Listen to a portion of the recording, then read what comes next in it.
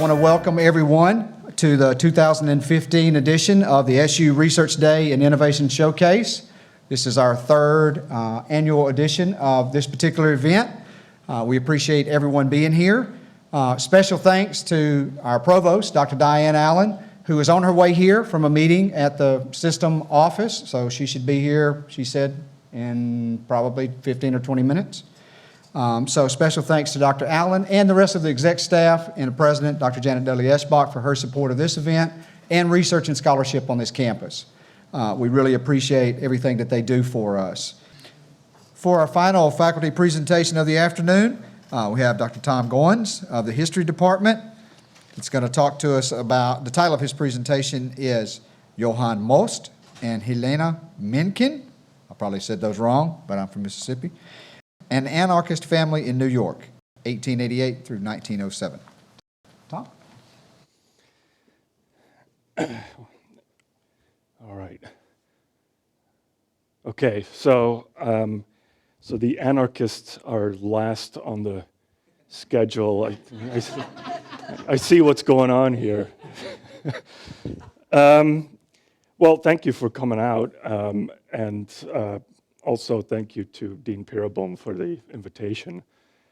All right, so I want to give you something about my own research in the field of radical history of the anarchist movement. And so it's sort of a specific set here. That's what I've been working on. But before that, I need to make some sort of comments about anarchism.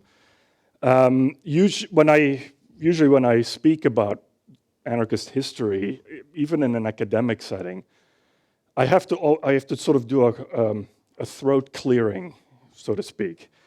And that has to do with a really deeply rooted misconception.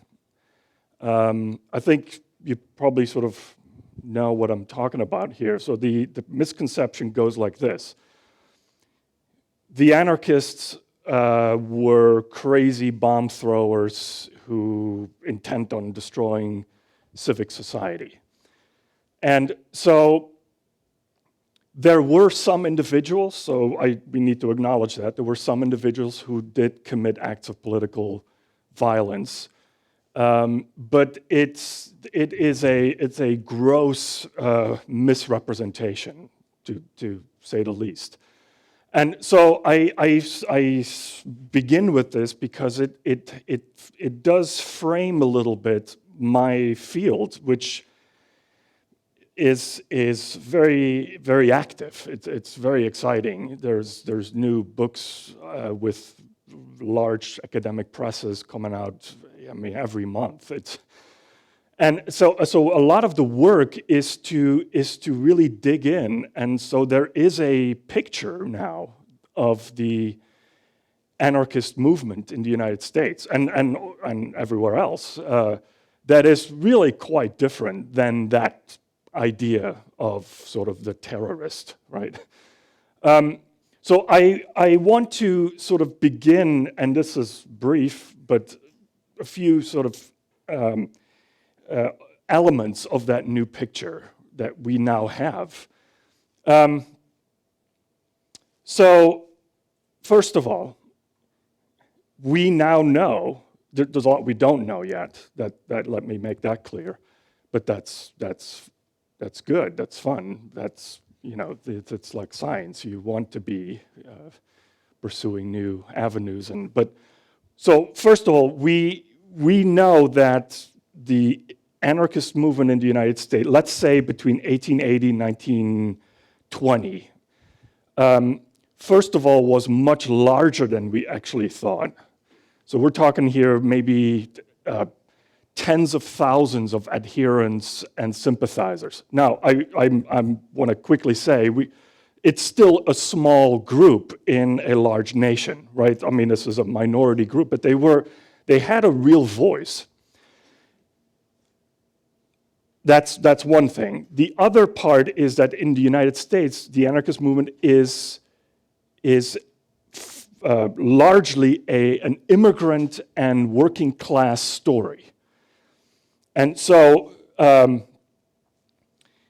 they, rather than all sort of being sort of a bunch of sort of bomb throwers, we are discovering this really elaborate movement. I almost want to say a movement culture. And so one of the things that sustains it is these newspapers. I'm not talking dozens. There are hundreds and hundreds of anarchist newspapers. So I want to, not socialist, right? So they do distinguish themselves from Marxist socialism, with which they really disagree. So these are all anarchist newspapers. I think one thing you immediately, I just made a small sample, but one thing you can see, if you want to go into this field, you better learn another language other than English. So like Mother Earth is one of the more well-known. You may know Emma Goldman, may be familiar. So she edited this. The paper right above it, the Freie Arbeiterstimme, which was Yiddish, a Yiddish paper, had probably 4 times the circulation of Mother Earth. I can go on with details like that, but I mean, it's the non-English ones had circulations of close to 20,000 copies in cities, mostly in cities. So back to this main point here. So we know there is this movement that is sort of, it's a fabric almost, right? And so the newspapers are global. I do mostly of the German movement, so Freiheit. There is a guy in Australia who buys Freiheit and distributes this to German anarchists in Adelaide, actually. So it's much larger. It's a community. They hold weekly meetings about politics, mostly in saloons, with beer or wine, or as you do. Neff's. This is just 2 examples. Neff's Hall is in Chicago. The Schwab Saloon is on the Lower East Side. In fact, that building just a year or so ago got a plaque. To my knowledge, the only plaque anywhere in Manhattan dedicated to an anarchist, Justus Schwab. So this was a mecca for radicals to just discuss, and that's one aspect. This is another drawing of a Jewish anarchist meeting. This appeared in Harper's Weekly. We have very little, a few like they're not really photographs, but any visual material of this. Anarchists also staged public demonstrations, and I like this photograph because it's an actual photograph, but also you see how many people there are. Now, not all of them are probably anarchists, but they want to go and listen what they have to say, and that's sort of my point. They had a voice amidst many other voices, but they had a philosophy. The anarchist movement, as we are learning every month with new research, they had theater companies, they had singing societies, they even had schools, just all fundraising events.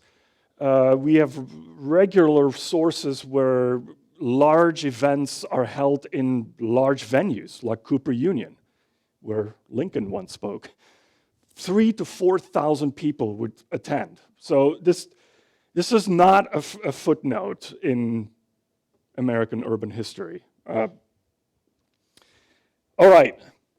I need a little background with this here. So one other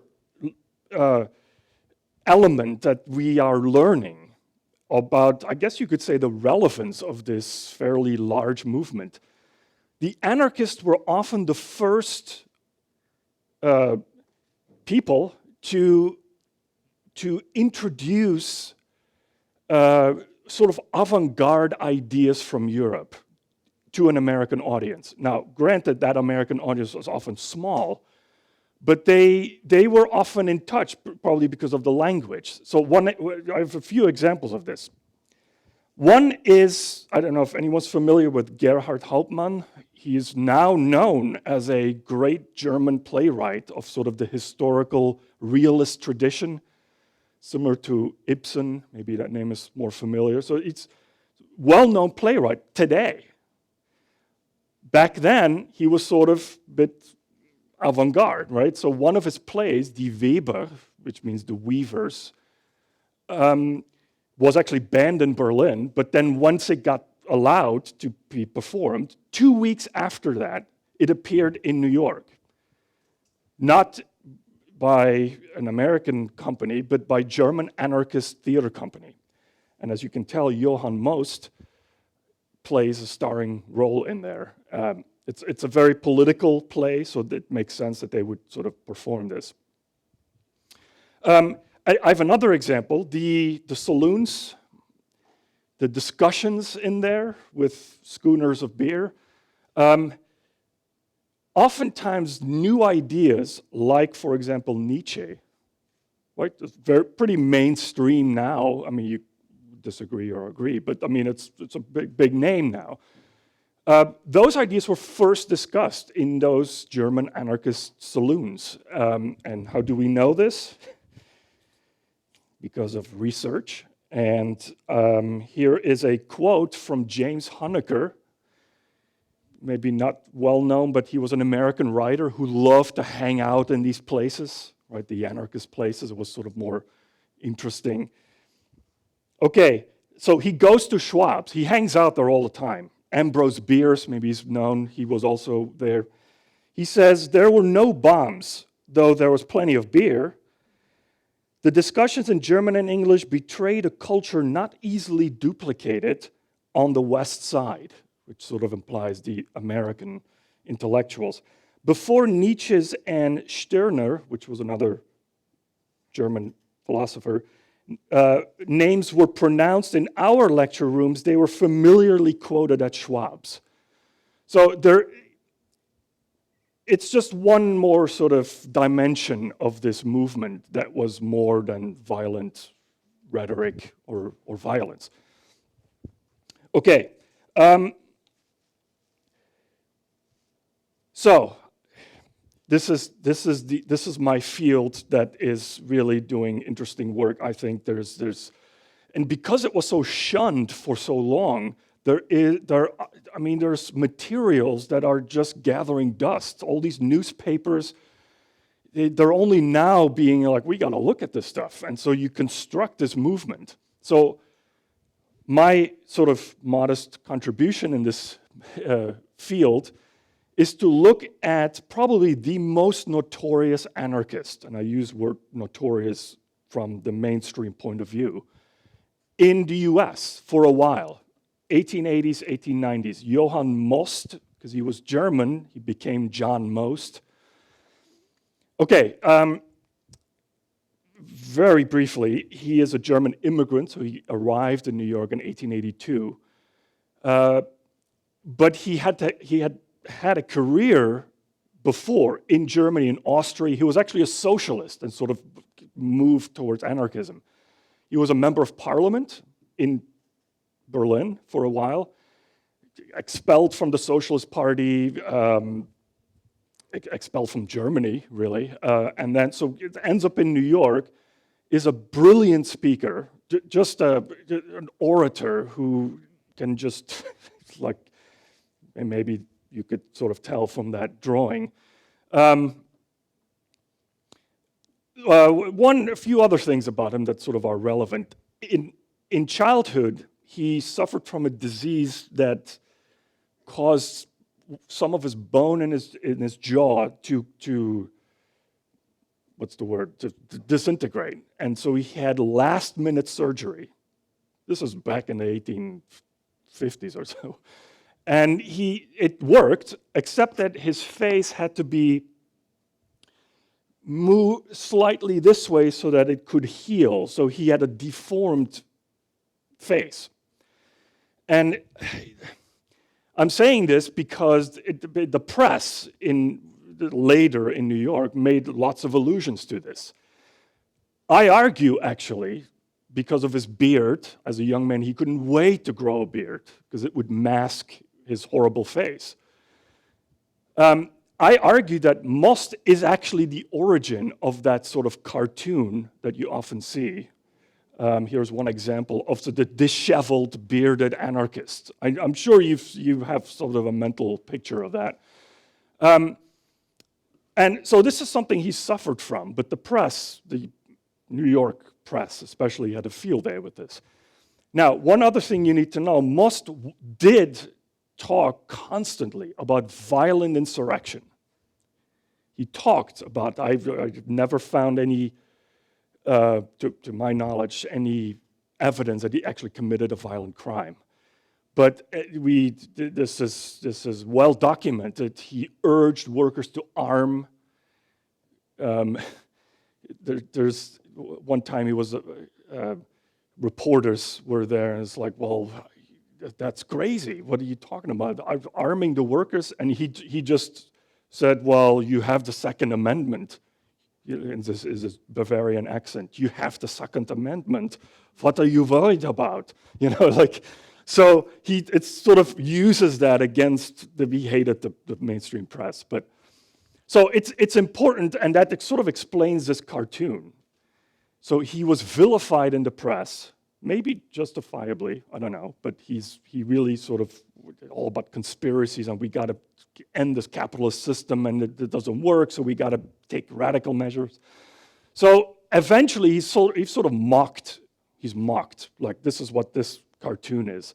There's a little bit of background here, at the risk of going over a little bit perhaps, but he was actually 86, he was arrested in an apartment of his, I think, sort of partner, girlfriend. This is not Mencken. And he was hiding under a bed. And the press had a field day with this. So these cartoons are like, here's this crazy generalissimo who says revolution, and everyone goes under the bed.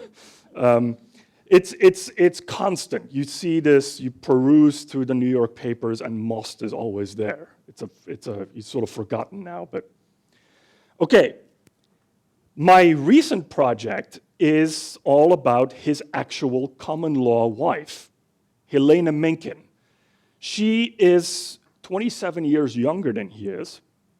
She's a Jewish immigrant, becomes an anarchist herself.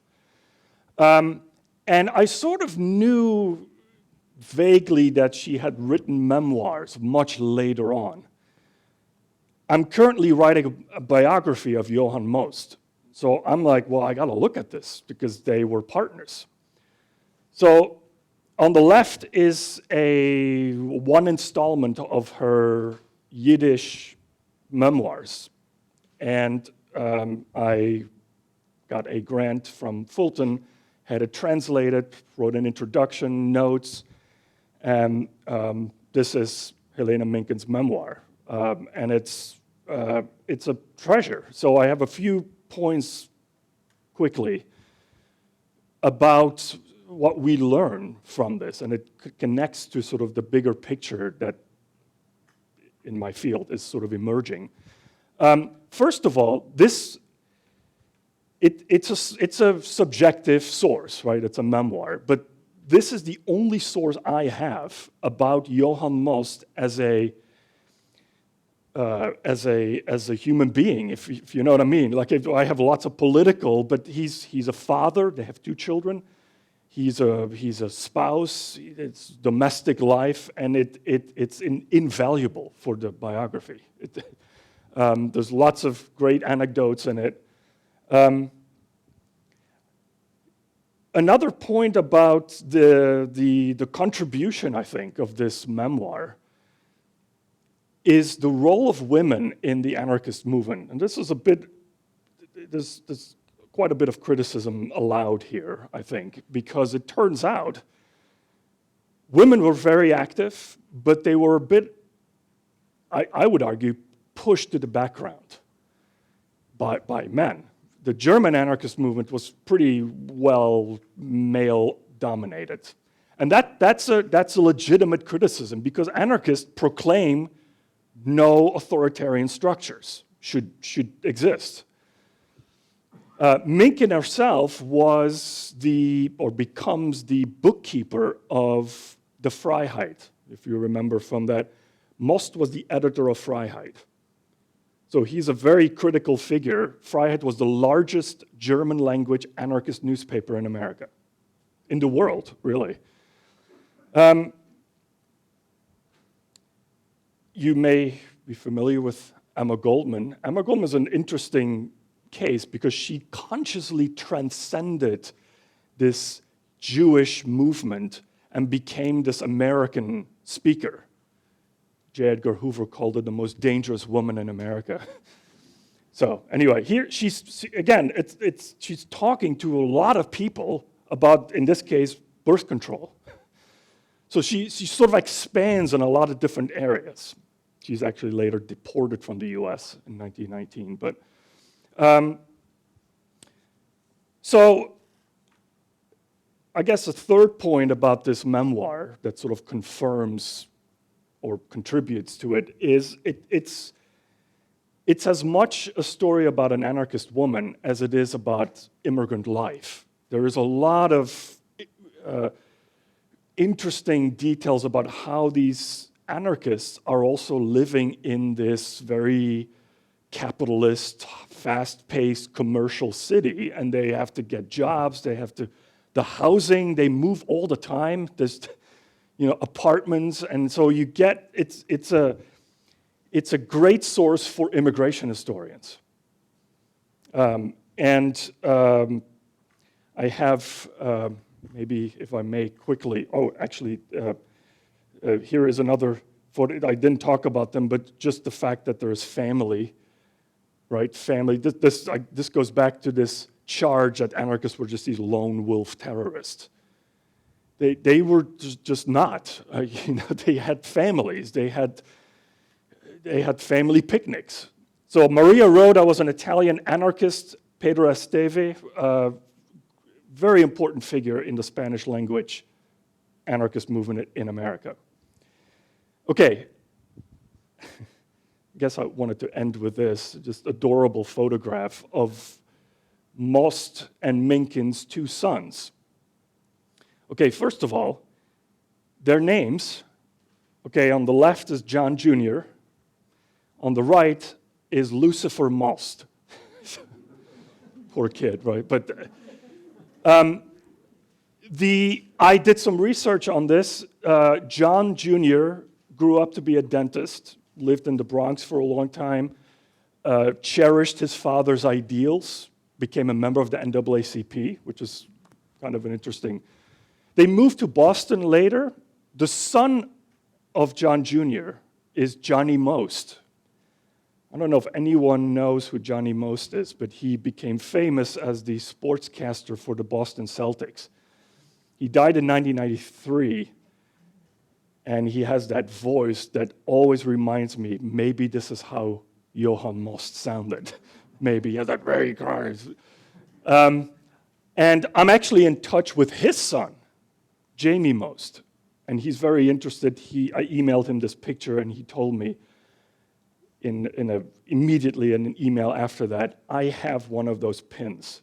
That it's a pin. I don't know if you can tell, but it has Johann Most's face on it.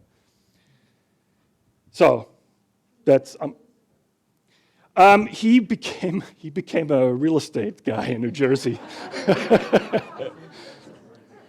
So goes different paths, I guess. So I'm very much want to hear your questions, so I'm going to leave it at this. Thank you.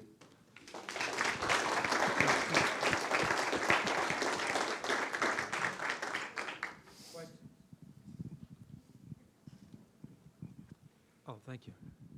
I was just wondering if the anarchists had succeeded beyond their wildest dreams, how different would that world have looked from the world of the Marxists succeeding beyond their wildest dreams? Mm-hmm. You have 2 hours? No, it's that is really one of the key questions. Let me sort of answer that, maybe somewhat circuitous, but one of the things that the anarchists almost never get credit for, I'm worked up about this now, is that they, in a really eerie way, predicted what could happen if socialism takes state power. I'm talking 1917, Soviet Union, Leninism. As early as the 1870s, a man named Mikhail Bakunin, who I am certain you are less familiar with than Karl Marx, but they were rivals. And we have lots of writing, and Bakunin describes what could happen. This stultifying society with no personal freedoms. So to be really brief, I can sort of answer that with the key difference between the two. Marx thought that within the larger labor movement, the proletariat should take power as a means to achieving the revolution. The anarchists said, you don't have to. It's dangerous. The way we act now should prefigure, is a famous phrase, how we would like the perfect society to be. So we should not be in the business building parties. There's no anarchist parties. Colin Ward, he recently died, a British anarchist writer, put it this way, to sort of get the anarchist perspective, you might say that anarchism actually exists. It is, we live it all the time in small groups where everyone has a vote, the parish even, right? Small groups of people getting together with common interest, mutual respect. It exists in lots of different places. It's just buried under this weight of authoritarian structures, as the anarchists would say, right? So so what would the ultimate world look like is almost sort of judging the anarchist by Marxist standards, if that makes sense. So anarchists back then were talking about revolution, but they were also just enjoying and living the way they would want to live in the here and now. In the 60s, this came back to life as it's called prefigurative politics. So I don't know if that's maybe a start.